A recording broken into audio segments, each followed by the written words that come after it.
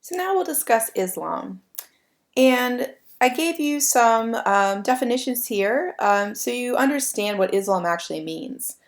Islam means to surrender to God, and a Muslim is one who submits. And submission is a very large part of being a Muslim, following the rules such as the five pillars of faith. So I like introducing you to the idea of what Islam and Muslim actually means before we sort of jump in and start to look at their heritage and their history. So, where is Islam born? Islam is born in the area of the Middle East. So, you're looking here at a map of the spread of Islam that took place after its birth in the area that today is the Mecca region. So, if you're looking down and looking at the region of Iraq, Iran, right, you see the city of Mecca.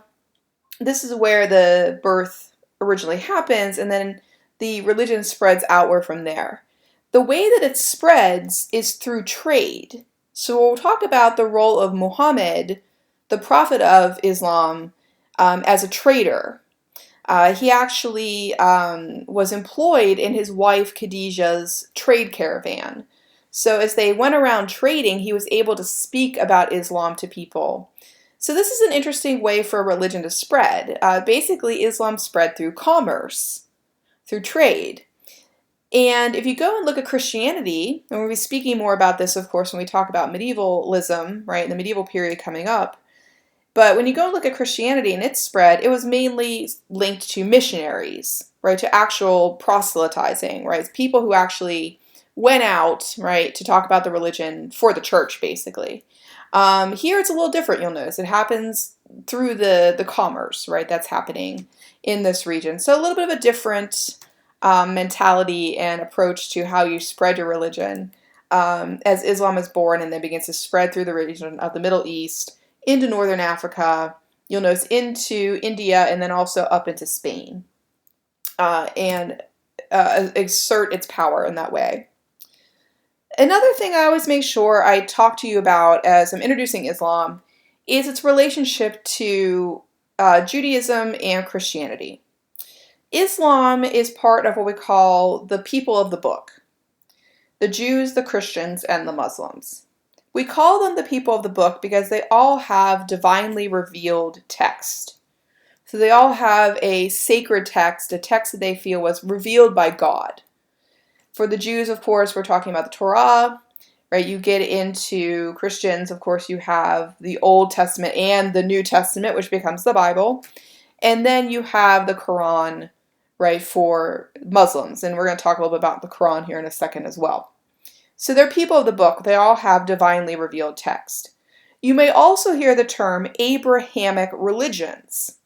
If you're looking at the little diagram here, you'll notice Abraham in the center, because these religions descend from Abraham. They're linked to the figure of Abraham, so we call them Abrahamic religions.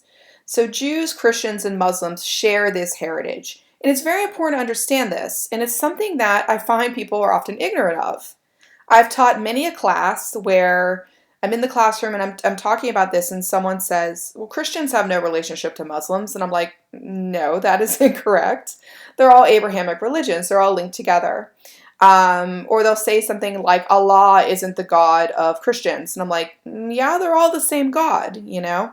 Whether you call him Jehovah, Yahweh, God, Allah, they're all God, right, in the sense of the Abrahamic religion. So you can try to deny this heritage, right, but you would be just, horribly incorrect.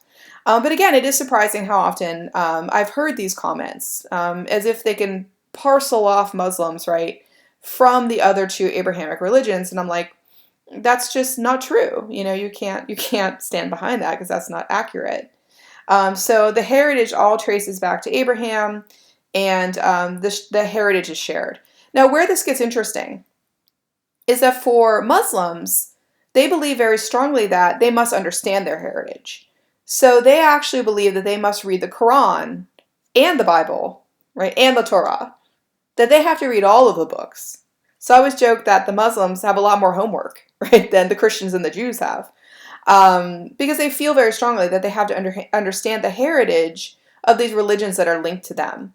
And another thing that people misconceive is that, Muslims have great respect for Christianity and for Judaism because, again, it's their shared heritage. So they would never harm a temple, never desecrate a church.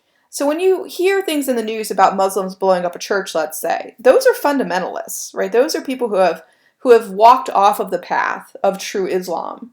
Because true Islam is about respecting these other religions that they are so closely linked to. So again, a true Muslim would be horrified by those kind of actions and say, you must preserve a church, you must preserve a temple. These are our brothers and our sisters, right? Of course, their religions are different. Jews, have no prophet. They're still waiting for their prophet. Christ is where Jews and Christianity split because, again, Jews don't recognize Christ as the final end say of prophecy. And then, of course, for Muslims, it's Muhammad is their prophet. So, each religion, of course, splits off and has different beliefs. But again, they're all linked together. And Allah basically is just God in Arabic. So when people try to tell me Allah is not God, I'm like, yeah, he is. Because if you talk to, let's say Egyptians who are Christian, if you ask them who is God, they're going to say Allah to you because they speak Arabic. It's just the semantics of the language. That's all. So again, there is a very, very deep shared heritage here that cannot be ignored, and that's why we call them Abrahamic religions. Now, sacredly revealed text. For Muslims, it is the Quran. Now, you'll note here the accepted spelling. And it's changed over the years. So I know when I was being schooled, it was Koran, and now it's Quran. So, the discussion of how to spell these things often changes. The original Kuran was more of an English framed translation, and Quran is more of an Arabic framed translation. So it's just considered to be more culturally sensitive, right, to the background of Islam. And why is Arabic so important? Because the Quran is written in Arabic.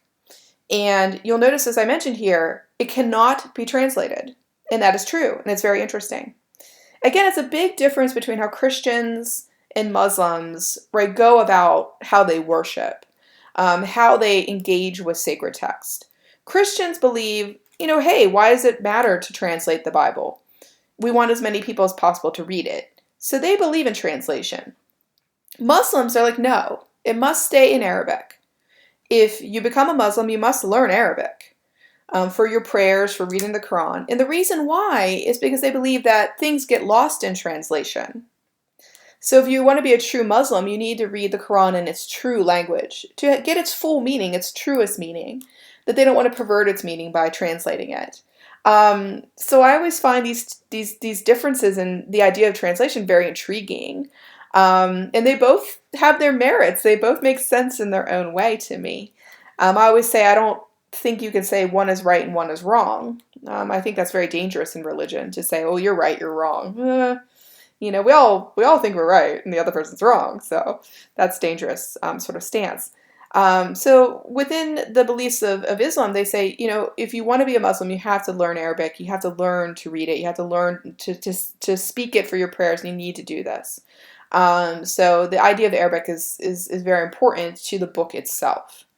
And the Quran is actually what we call an oral revelation, because it was revealed to Muhammad, the prophet, through speech. It was said to him. And it's an interesting story because Muhammad was actually illiterate. He didn't know how to read and write. So it's said in the story that after he received the oral revelation, he had to then find a scribe. He had to find somebody who could write it down. And that leads to how much did he really remember, right? So that's a whole other kind of issue that you might find. But the oralness, I would say, is part of how I believe Muslims interact with their prayers, their sort of praise, right, of their religion. Their prayers are spoken aloud. The call to prayer that happens 5 times daily is spoken aloud. It's yelled from the minarets, right, next to the mosque. or today it's played like on a, iPod through a speaker. But there's a lot of this idea of speaking and, speech, the oral, right, in the tradition of Islam. So I think it's important to understand that belief in the oralness of revelation goes all the way back to the way that the Quran is revealed. And then it translates into how people do their prayers, how they honor God, how they actually worship. The last thing I want to mention with the Quran is that calligraphy, and I gave you this beautiful Quran page to look at here. Calligraphy is important. The act of writing is important and is considered the highest art form amongst Muslims. And we think that it became the highest art form because of the act of writing the Quran down. People who are calligraphers in the Islamic tradition, they actually have to be schooled and studied in the Quran as well. So it's not enough for them just to be able to be a calligrapher, to have the skill. They have to also be almost a religious figure in a sense. So it shows you how heavily married together calligraphy and like the art of writing and the religious weight of that obligation is woven together. So again, I think there's a couple different things you can reflect upon here when thinking about the Quran and its place in Islam as a revealed text and what kind of weight it holds for them. It holds quite a bit. I also want to speak to you a little bit about the background and the history, right, of Muhammad, the Prophet, right, and the timeline of Islam. And we'll do that in the next lecture.